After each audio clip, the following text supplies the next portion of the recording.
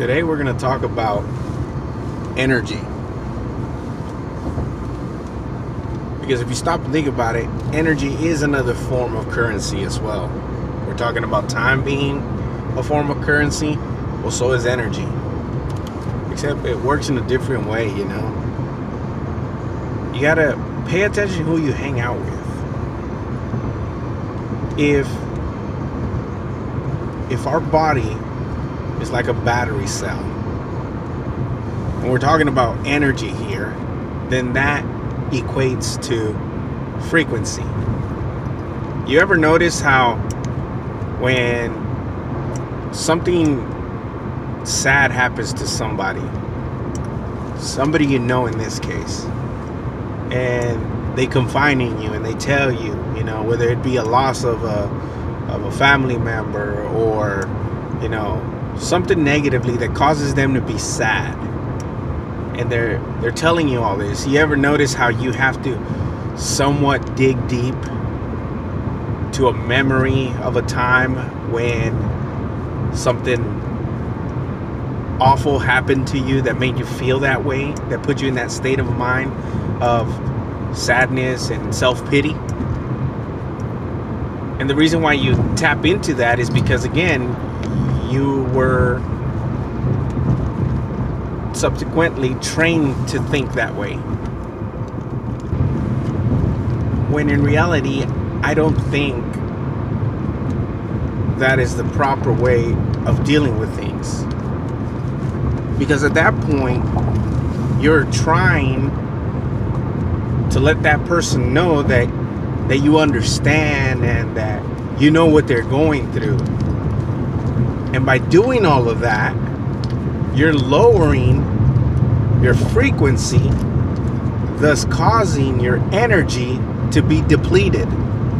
And then the moment that you go back to whatever it is you're doing and it's no longer there, guess what?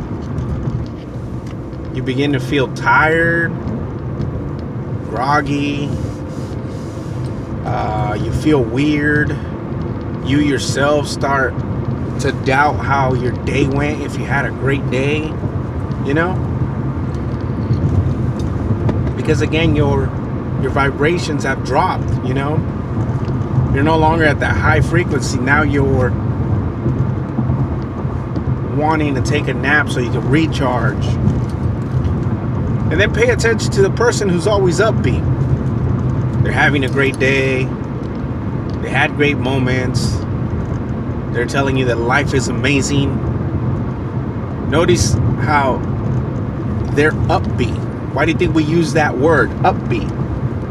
Because their frequency is high. Then you pay attention to the people they surround themselves with, and notice how everybody in that group is super stoked.